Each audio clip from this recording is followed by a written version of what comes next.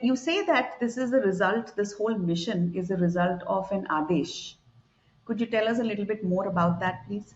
Oh, the result is yet to happen. It is an Adesh, and we are working on it right now, as you can see. Adesh basically means, a higher order or a connection with the divine, the universal consciousness. Gestalt, if you want to call it, Yuga Dharma. And, from time to time, for the repairing of adharma and for establishing dharma, there are many small rivulets or streams of consciousness, chitti, which express themselves in the holy land of Bharata.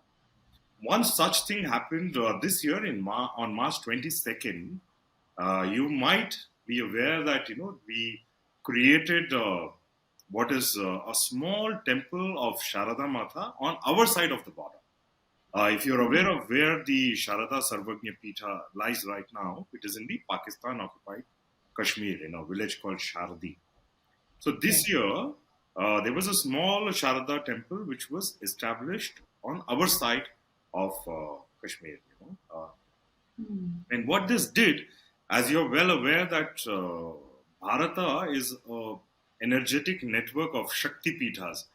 Ma Shakti herself has embedded various parts of her. This land is not just land and mud, but this is the energetic body of Ma Shakti.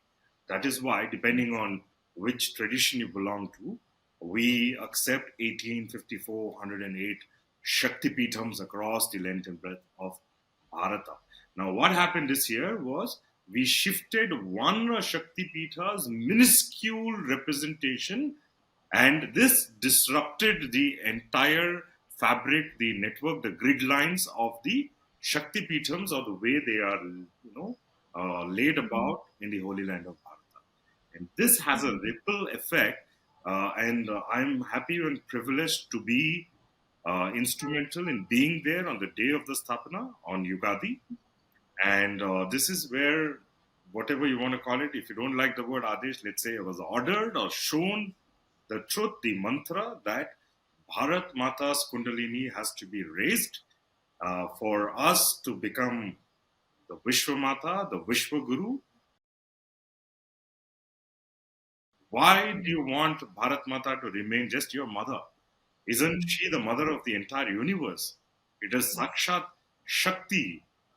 And we need now, after 2014, we have seen so many changes happening in this holy land of Bharata. It is only a question of time before she gets her rightful place, which is Vishwamata. And the Mata is always the first Guru and the best Guru, isn't it?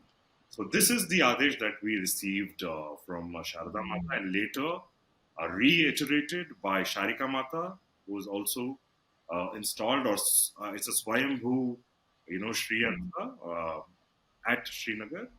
And yes, we have started working on it, and through you, we are reaching hopefully thousands of people who understand that this Adesh is also meant for every Sanatana Hindu, every Bharatiya who lives and breathes air here in the Holy Land.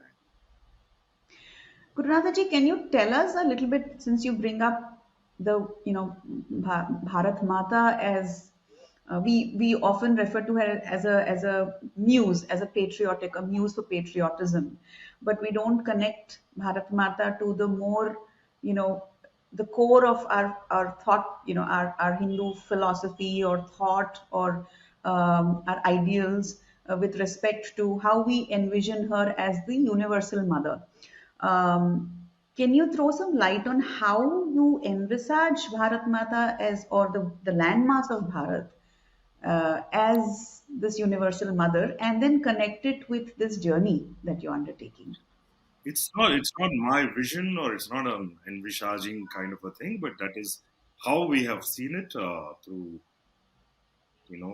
time immemorial, because Sanatana itself, as you understand, means timeless. It's not Correct. eternal, but timeless, right? And Sanatana says that time is cyclical, and the happenstances, the events keep repeating themselves So we have had many Ramayanas, we have had many Mm. Mahabharatas, we have had many different creation cycles, Right. yugas, mahayugas, manvantaras, and so forth. And if you look at our own active memory, see, we have something called active and passive memory. Right now, man has calculated that we are in the 24th manvantara and Mm. etc. Let's not get into the technical details of that.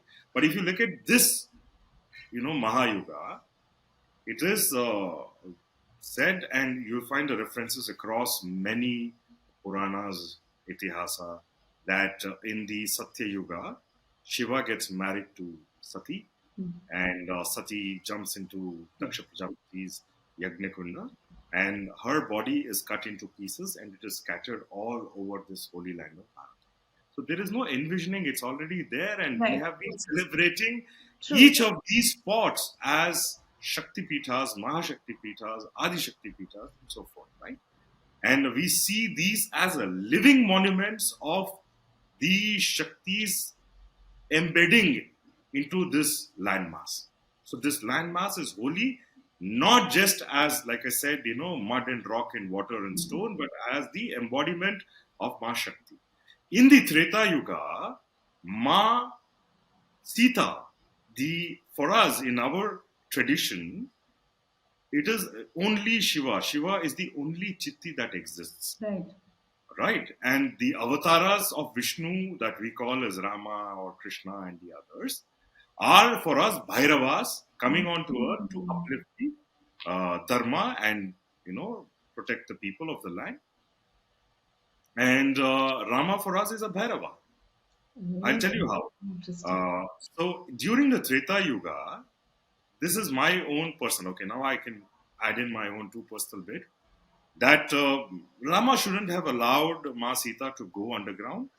Again, the Shakti of Treta Yuga goes into the ground, becomes a part of Bharata. But Mm. of course, the great Rama is there, and Ramarajya happens without this time, his Shakti being Stay. there actively with him. So Mm. when this time in Kali Yuga, when we are talking of Ramarajya, we want Sita to be there. So that's why we call it Sri Stay Ramarajya or down. Sita Ramarajya. In fact, some of our disciples here were telling me, Gurunatha, you must say it is Sita Rajya. It's not Mm. even Ramarajya. So, anyways, I mean, they are one and the same, if you ask me. But so again, Sita goes underground, and in Treta Yuga, through Draupadi, we see the dissipation of Shakti into five uh, consorts. Mm.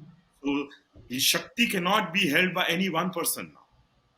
And in Kali Yuga, Shakti has completely disappeared and gone underground. Mm. So when the Adesh was given, we are pretty sure she meant bring the Sita out, bring the Sati out, bring the Bharat Mata's power out Out. on top of the ground. And you will be surprised to know how clear the Sushumna Nadi of Bharata is, visible to anybody with, even a semblance of Sanatana or Adhyatma.